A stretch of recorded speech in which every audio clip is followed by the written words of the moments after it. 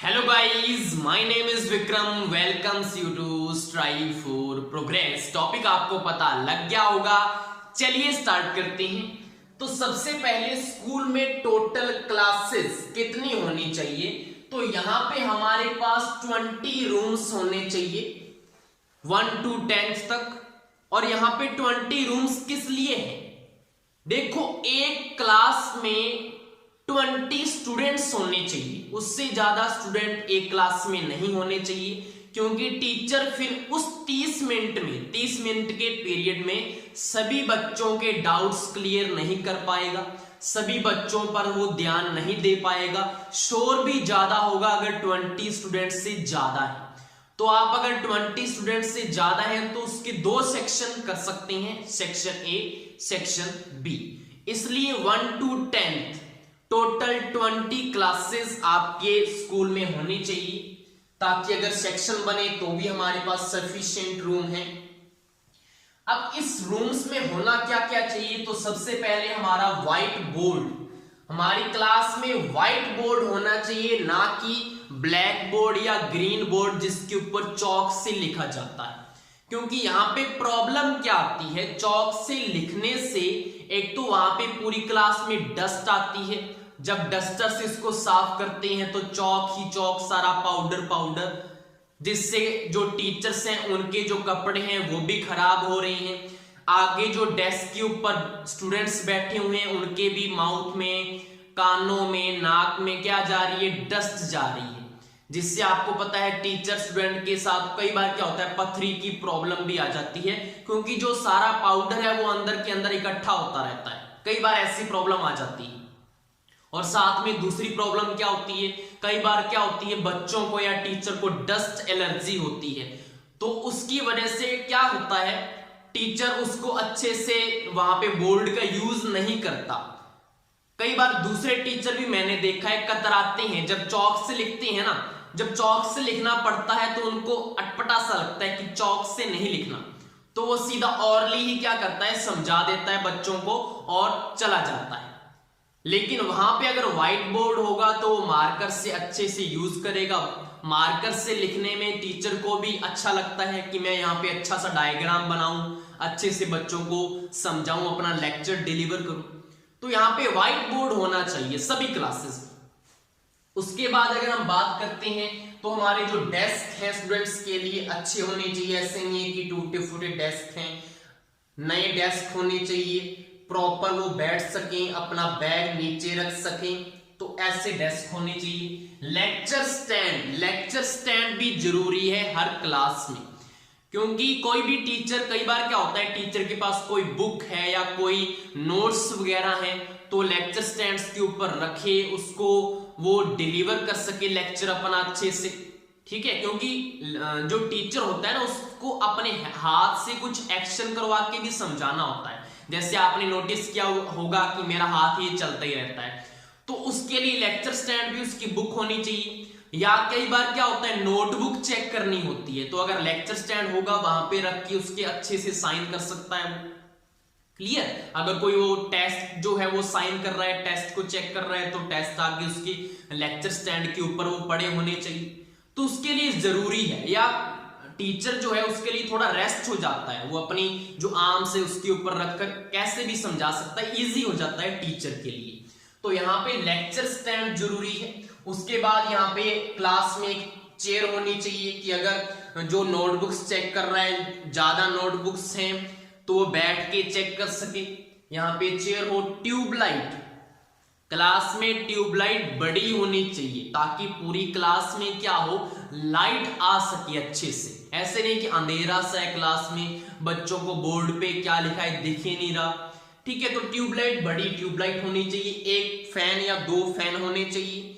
उसके बाद एलईडी, ऊपर जो है एक एलईडी लगी होनी चाहिए, प्लस उसमें इंटरनेट कनेक्शन होना चाहिए कि अगर कोई भी, जैसे टीचर ने एलईडी के ऊपर कुछ पिक्चर्स दिखानी है, उससे रिलेटेड कुछ वीडियो दिखानी है, यूट्यूब पे कुछ वीडियो दिखानी है बच्चों को, ठीक है, अपने लेक्चर को अच्छा करने के लिए, तो उसके लिए एलईडी होनी चाहिए क्लासेस में इंटरनेट के साथ। उसके बाद अगर हम बात करें तो ऊपर एक कैमरा लगाओ ताकि बच्चों को भी ये हो कि प्रिंसिपल हमें नोटिस कर रहा है, अगर कोई शरारत करे या कोई एब्यूज वर्ड यूज करे तो उसके लिए क्या होता है, कैमरा लगा होता है, जिससे बच्चे भी क्या होते हैं, डिसिप्लिन में रहते हैं। उनको ऐसा होता है कि कोई ना कोई देख रहा है हमें, क्योंकि वीडियो भी हम चेक कर सकते हैं। कई बार ऐसी बातें हो जाती हैं, आपको भी पता है स्कूल में, कि उसने कुछ ऐसा बोल दिया या उसने ऐसे उसको छेड़ दिया, बातें चलती रहती हैं। क्योंकि क्या होता है कि आजकल जो बच्चे हैं ना, थोड़े मॉडर्न टाइप में जाने लगे हैं,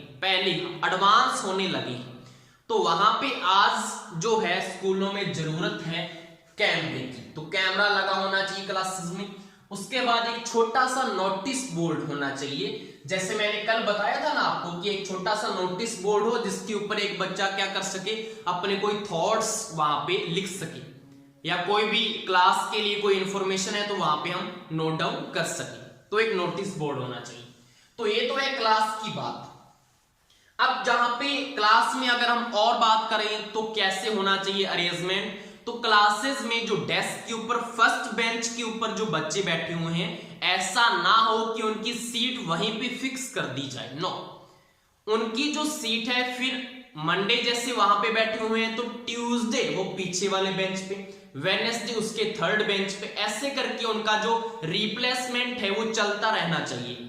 ठीक है, सभी बच्चों को मौका मिलना चाहिए फर्स्ट बेंच पे बैठने का, और ऐसे नहीं है कि जो वीक बच्चे हैं वो लास्ट में बैठे हुए हैं, ऐसा नहीं होना चाहिए।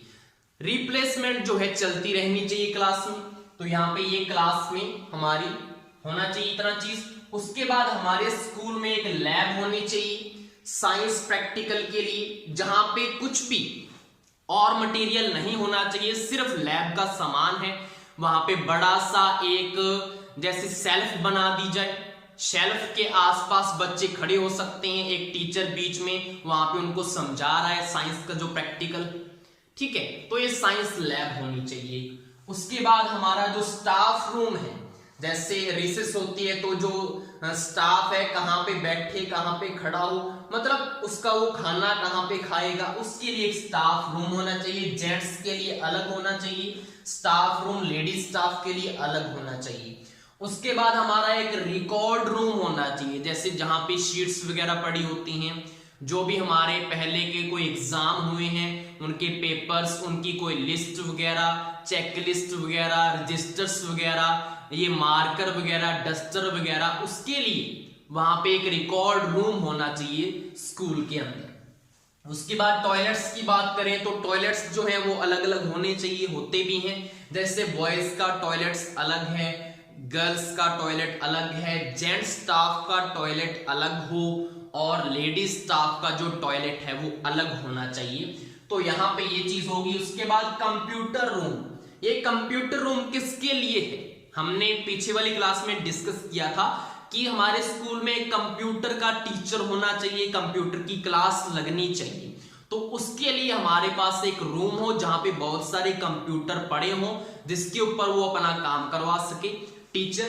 तो ये जो कंप्यूटर रूम है वो टीचर के लिए है। उसके बाद यहाँ पे computer operator room, computer operator room कौन सा है, यहाँ पे हमारे पास 2 एक्सपर्ट होने चाहिए जो हमारे एग्जाम्स जो हैं बनते हैं उनको निकाल सके, प्रिंट निकाल सके, टाइपिंग का काम कर सके, कोई भी नोटिस लगाना है उसका टाइपिंग कर सके, फेस्टिवल की इंफॉर्मेशन, डेट शीट की इंफॉर्मेशन, सब कुछ जो टाइप करते हैं, आपको पता है स्कूल में वो चाहिए होते हैं। तो उसके लिए एक अलग रूम हो उनका, जिसमें 2 एक्सपर्ट होने चाहिए। ऐसा नहीं है कि एक एक्सपर्ट है दूसरे को कुछ काम इतना नहीं आ रहा जो सीख रहा है, 2 एक्सपर्ट चाहिए हमें। उसके बाद एक कैंटीन होनी चाहिए। तो कैंटीन में क्या होना चाहिए, सिर्फ खाने वाली चीज होनी चाहिए। ठीक है, वहां पे चाय भी वहां पे अरेंजमेंट करनी चाहिए स्कूल में, कि अगर किसी बच्चे को चाय भी पीनी हो रिसेस के टाइम पे तो वो भी वहां पे उनको दे सके। और जो स्टाफ के लिए चाय है वो भी कैंटीन से ही आनी चाहिए, अच्छी चाय। ठीक है, एक बार में सभी के लिए क्या होनी चाहिए, चाय। बाकी अगर स्टाफ अगर और 2-3 बार पीना चाहता है, जैसे वो अपने लेवल पे वो उससे पी सकता है, जैसे पैसे वगैरह देके, वो मैं बोल रहा हूं आपके। एक बार क्या होना चाहिए, एक बार फ्री, जैसे मैं बोल सकता हूं तो यहाँ पे कैंटीन से ही आनी चाहिए। ऐसे नहीं कि स्कूल के लिए जो चाय आ रही है वो अलग से आ रही है और कैंटीन जो है उसमें खाने वगैरह वो अलग चीज है, कैंटीन में सारी अरेंजमेंट हो बस, ठीक है। उसके बाद जो है हमारा स्टेशनरी शॉप होनी चाहिए। स्टेशनरी शॉप जैसे वहां पे बुक्स वगैरह जैसे किसी बच्चे ने लेनी हो, ठीक है, छोटी जैसे मैगजीन वगैरह या कुछ भी कॉमिक्स वगैरह ऐसे छोटी छोटी बुक्स वहां पे हो, और वहां पे नोटबुक्स हो, बच्चे नोटबुक्स लेते हैं, वहां पे स्केल ज्योमेट्री वगैरह सारा काम वहां पे होना चाहिए, पेन पेंसिल होनी चाहिए वहां पे। तो मतलब मैंने क्या बोला है कि जैसे फाइल होनी चाहिए, फाइल्स बच्चों का चाहिए होती हैं, फाइल्स के पेज बच्चों का चाहिए होते हैं, तो उनको बाहर ना जाना पड़े, स्टेशनरी शॉप हो, वहां पे प्रिंटर होना चाहिए, मशीन होनी चाहिए वहां पे, अगर बच्चों ने कुछ प्रिंट करवाना हो तो वहां पे ही करवा सकते हैं। तो यहाँ पे ये सारी चीज जो है स्टेशनरी शॉप स्कूल के अंदर होनी चाहिए। उसके बाद एक प्रिंसिपल ऑफिस तो होगा ही, आपको पता है। उसके बाद पार्किंग, पार्किंग जो है वो भी स्कूल के अंदर ही होनी चाहिए। जो जैसे कि कोई टीचर जो है वो कोई बाइक पे आ रहा है या जो बच्चे जो साइकिल लेके आ रहे हैं, तो पार्किंग जो है वो स्कूल के अंदर होनी चाहिए। पार्किंग में क्या करना होता है, एक मेन ऊपर एक चद्दर डाल के पोल्स खड़े कर दो, बस और क्या करना है, वहां पे नीचे सारे बाइक साइकिल सारे खड़े हो जाएंगे स्कूल के अंदर। ऐसा नहीं कि रोड के ऊपर वहां पे लगे हुए हैं, बच्चा क्लास में बैठा हुआ है, उसको ये चिंता है कि कोई बाहर से आकर कोई जो बैल वगैरह या कोई ऑक्स वगैरह उसके साइकिल को ना कहाँ वहां पे फेंक दे, कोई वहां पे उसका कोई हवा ना निकाल दे, ऐसी कोई टेंशन उनके माइंड में नहीं चलनी चाहिए। तो स्कूल के अंदर हो कि सब कुछ सेफ है आपका, तो यहाँ पे पार्किंग अंदर हो। उसके बाद हम बात करेंगे प्लेग्राउंड की। तो हमने जो टीचर्स की ड्यूटी में एक बात की थी कि मैथ का टीचर एक दिन क्या करवाएगा, कोई ना कोई गेम करवाएगा, और उसके लिए प्लेग्राउंड स्कूल में जरूर होना चाहिए। तो प्लेग्राउंड में क्या क्या हो, एक तो बास्केटबॉल वहां पे गेम खेल सके, तो बास्केट जो पोल्स होते हैं, बास्केट के जो पोल्स होते हैं वो वहां पे लगे हुए होने चाहिए, ठीक है, उनकी फील्ड बनी होनी चाहिए। उसके बाद वॉलीबॉल के लिए एक नेट लगा हो। उसके बाद बैडमिंटन वाले जो बल्ले वगैरह हैं वो वहां पे स्कूल में होने चाहिए। तो ये जो 3 बड़ी गेम्स हैं, मतलब जो प्लेग्राउंड में खेलनी है, जैसे बड़े बच्चों के लिए 10th 9th 8th, छोटे बच्चे तो इसमें कुछ ना कुछ अपना जैसे एक दूसरे को चोट पहुंचा सकते हैं वॉलीबॉल वगैरह में, बड़े बच्चे 10th 9th के बच्चे ये गेम्स जो हैं वो खेल सके, ठीक है। उसके बाद छोटे बच्चों के लिए जैसे इंडोर जो गेम्स होती हैं उसकी बात करूं तो चेस बोर्ड होना चाहिए, बहुत ही अच्छी बात होगी। अगर वो चेस खेलेंगे तो उनका माइंड जो है वो डेवलप करेगा यहाँ पे, ठीक है। तो चेस बोर्ड्स वहां पे होने चाहिए, कैरम बोर्ड्स वहां पे रखे हों स्कूल में, ठीक है। उसके बाद लूडो बोर्ड हो, छोटी सी गेम लग जाए 15-20 मिनट की, कोई स्नेक्स एंड लैडर्स बोर्ड वहां पे पड़े हों, और पजल बोर्ड वहां पे पड़े हुए छोटे बच्चों के लिए, ये चीज बोर्ड्स गेम वहां पे होनी चाहिए। तो यहाँ पे ये हो गया उनके एंटरटेनमेंट के लिए। और उसके बाद अगर हम बात करें चार्ट या मॉडल रूम एक होना चाहिए, तो इसके ऊपर मैं काफी आपको डिस्कस करूंगा कि क्या होता है स्कूल में। जैसे किसी भी साइंस के टीचर ने या कोई भी एसएसटी का टीचर, उसने किसी जैसे इस क्लास में क्या अनाउंस कर दिया कि आपको इस टॉपिक के ऊपर चार्ट बना के लेके आना है, या साइंस के टीचर ने बोल दिया आपको मॉडल बना के लेके आना है, तो बच्चे बड़े प्यार से उस चीज को करते भी हैं। बच्चे ले आए, फिर क्या करते हैं, हमारे पास ना तो क्लास में उनके चार्ट्स लगाने के लिए जगह होती है, उनके मॉडल्स रखने के लिए जगह होती है, और ना हम बाहर उसको वहां पे कहीं रखते हैं। हम क्या करते हैं, ठीक है आपका अच्छा है, बहुत अच्छा बनाया आपने, हम बोलते हैं कि आपका बहुत अच्छा है, ये बोलते हैं, लेकिन उसके बाद क्या कर देते हैं कि इसको आप घर पे ले जाइए। बिल्कुल नहीं करना आपने, क्योंकि बच्चे भी फील करते हैं कि मैंने इतने मेहनत से इस प्रोजेक्ट को बनाया, मॉडल को बनाया, चार्ट को बनाया, और मुझे ये वापस कर रहे हैं। क्योंकि जो टीचर होता है ना, टीचर भी कभी स्टूडेंट था, जैसे होता है ना सांस भी कभी बहू थी, तो वहां पे टीचर भी कभी स्टूडेंट था।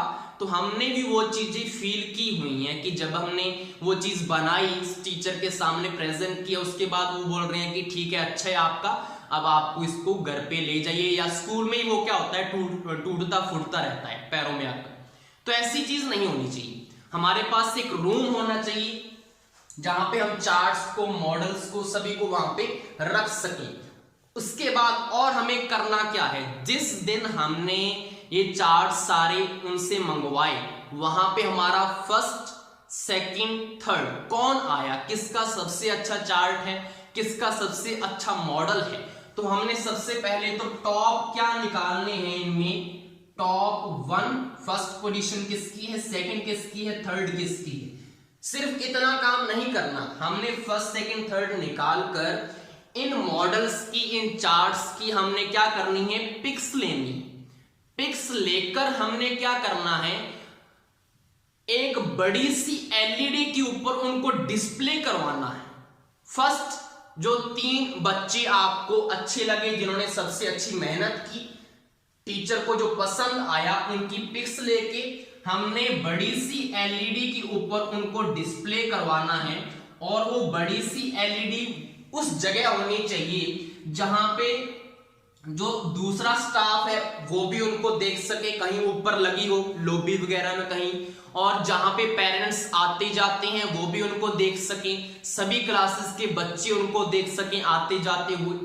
और यहाँ पे क्या क्या आना चाहिए, देखो एक तो उनका मॉडल यहाँ पे डिस्प्ले होगा या उनका जो चार्ट है पिक्स के साथ, नीचे उस बच्चे का नाम और साथ में उस बच्चे की क्लास, ताकि बच्चे का मनोबल बढ़ सके और वो आगे भी चार्ट मॉडल में इंटरेस्ट ले सके, आगे भी बनाए। हम क्या करते हैं कि आपका अच्छा है बेटा, आपका अच्छा है, ठीक है, फिर इसको अगले दिन बोल देते हैं बच्चे ये यहाँ पे खराब हो रहा है, इसको आप घर पे ले जाइए, तो उसके बाद बच्चा दूसरा चार्ट बनाएगा ही नहीं, और बनाएगा तो टाइम पास करेगा। तो यहाँ पे ये जरूरी बात है हमारे पास, जो ये मैंने बताई है, ये जो पॉइंट है किसी भी स्कूल में मैंने आज तक नहीं देखा, तो ये चीज होनी चाहिए। तो यहाँ पे ये चार्ट मॉडल रूम, बाकियों के चार्ट भी अच्छे होते हैं, उनको यहाँ पे रखो रूम में, और यहाँ पे उसी दिन ये डिस्प्ले करवाकर फिर इनके चार्ट भी यहाँ पे रख दो। उसके बाद किसी और क्लास के यहाँ पे डिस्प्ले होने चाहिए। एक दिन बस आप उनको दे दो कि डिस्प्ले हो गया आपका चार्ट, अच्छे से उनको अच्छा लगे था कि हमने ये बनाया था। तो यहाँ पे ये चीज होनी चाहिए। उसके बाद हम लास्ट हमारा पॉइंट है क्या होना चाहिए, ऑडिटोरियम। छोटा सा हमारे स्कूल में एक ऑडिटोरियम हो, जैसे कोई भी छोटा बहुत फेस्टिवल्स आ जाता है ना, तो हमें बच्चों को इकट्ठा करना पड़ता है, हमारा जो टीचर्स हैं बहुत सारे, वो भी स्टाफ काफी हो जाता है, तो छोटा सा एक ऑडिटोरियम हो, छोटा सा वहां पे स्टेज लगा हो जहां पे परफॉर्मेंस हो सके, ठीक है। और एक क्या होना चाहिए ऑडिटोरियम में, क्या हो सकता है, जैसे अगर हमने स्कूल में कोई एग्जीबिशन अरेंज किया है किसी दिन, तो वो वाला एग्जीबिशन भी हमारा ऑडिटोरियम में हो सकता है। तो उसके लिए एक छोटा सा ऑडिटोरियम हो तो बहुत अच्छी बात है। और ये जो चीजें हैं जो मैंने बताई आपको, ये स्कूल में जरूर होनी चाहिए अगर आपने स्कूल को अपने टॉप लेवल पे लेके आना है, बच्चों का जो फ्यूचर है बनाना है। तो आई होप सो आपको समझ में आ गया होगा। Thank you.